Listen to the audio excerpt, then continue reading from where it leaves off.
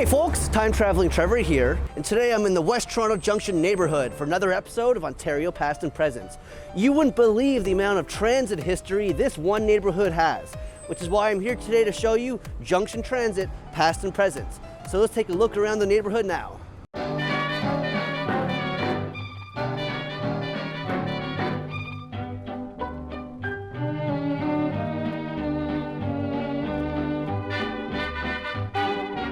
The Junction is located in what is now considered the west end of downtown Toronto. For 1 year between 1908 and 1909, the Junction was its own city separate from Toronto. Its city boundaries were basically Bloor to St. Clair and Jane to Dundas. In today's video, we will be taking a look at many of the transit routes located within the Junction's old city limits. We'll start with the Toronto Suburban Railway, followed by the Bloor streetcar, Dundas streetcar, and the various trolley coach routes. The Junction's first transit route was the Toronto Suburban Railway's Crescent Line, which first began operation in 1892. Small streetcars ran from Keele and Dundas to Fairview Avenue and Evelyn Crescent. Western Technical Commercial School was later built at the southern end of this line. The Weston Line was constructed in 1894, operating from Keele and Dundas to the village of Weston. In 1911, the Guelph Line opened, with electric interurban cars operating from St. Clair and Keele to the city of Guelph. Part of the line passed above Runnymede Road, which is now known as Gaffney Park. The Suburban Railway also ran interurbans from the Junction to Woodbridge. A terminal would eventually be opened on the east side of Keele Street to allow double-ended cars to pick up passengers off-street. This terminal was closed in 1948. The old powerhouse for the Guelph Line was located on Weston Road, which powered the electric interurban cars.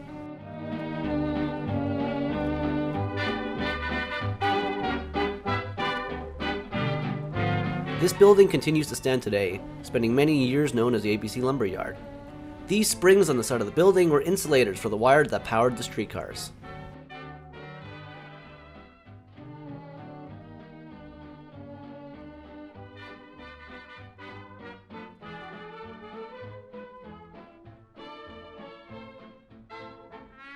Now on to the Bloor Line.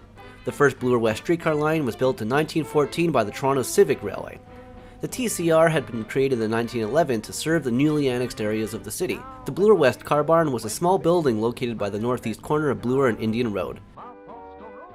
The Bloor streetcars ran from Dundas to Quebec before the large valley at Clendenin and Bloor was filled. After the massive grading project was complete, the Bloor line was extended west to Runnymede. In 1921, the TTC was created, absorbing the Toronto Railway Company, Toronto Civic Railway, and parts of the Toronto Suburban Railway. The old Crescent Line was dismantled, and the Bloor streetcar was extended west to Jane, where a terminal was built. In this footage from 1940, a bread wagon can be seen beneath the railway underpass on Bloor. Canada Bread was located here for over 50 years before being demolished in the 1970s. Here's Bloor Street facing west to Keele Street, prior to the construction of the Keele subway station.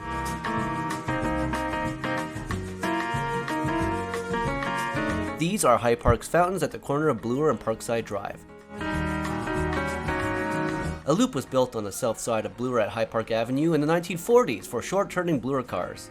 A chartered Peter Witt streetcar can be seen entering the loop in 1961.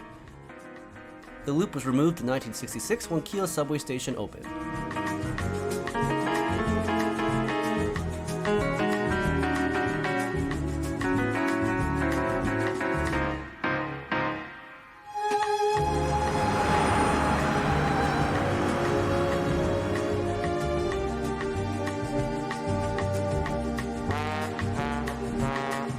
The western terminus of the Bloor-Danforth streetcar line was at Jane and Bloor.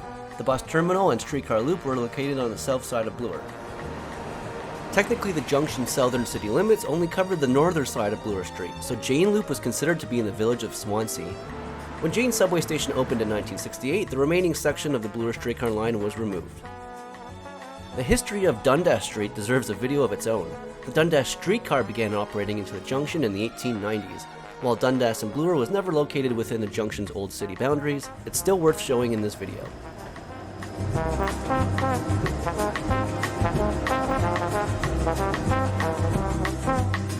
This is looking south from the Wallace Street pedestrian bridge.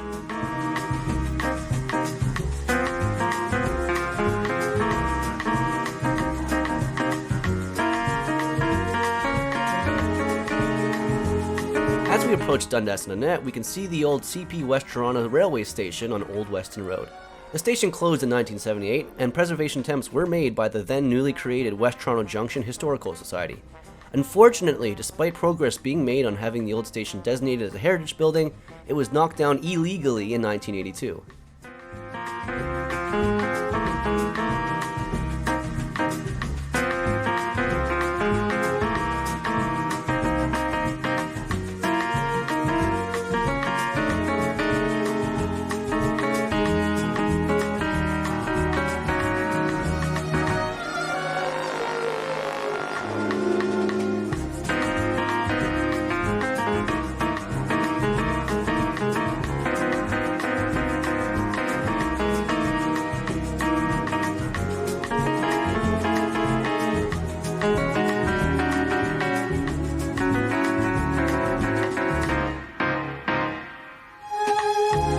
In 1968, the Dundas streetcar was replaced by the 40 Junction bus north of Bloor Street. The first buses on this new route were the electric Brill trolley coaches. These Brill buses also ran on Annette Street and Keele Street. In fact, Annette was one of the first streets to receive these electric Brills when the TTC began introducing them in 1947.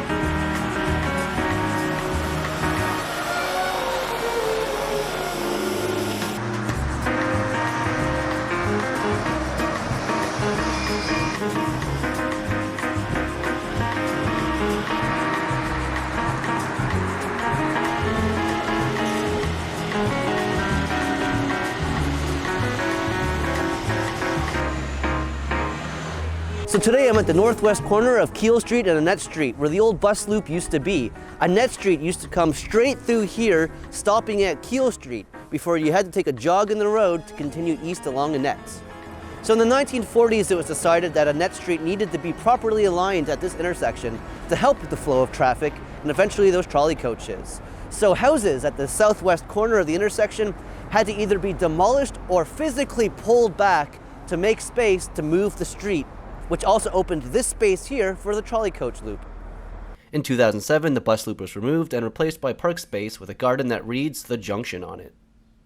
Thanks for watching today's episode of Ontario Past and Present. I'm your host, Trevor, the time-traveling historian. I was born and raised in the West Toronto Junction neighborhood, which is why I had such a blast making today's episode.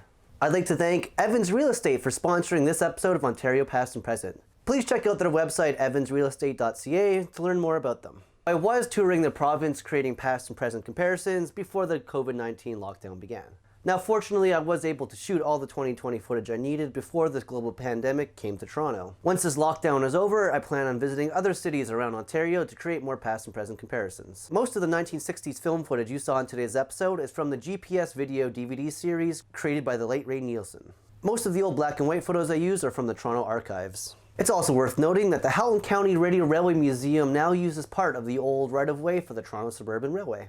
Please follow Ontario Past and Present on Facebook and Instagram, and subscribe to my channel on YouTube. And stay tuned for more historical comparisons by me, Time-Traveling Trevor. Thank you.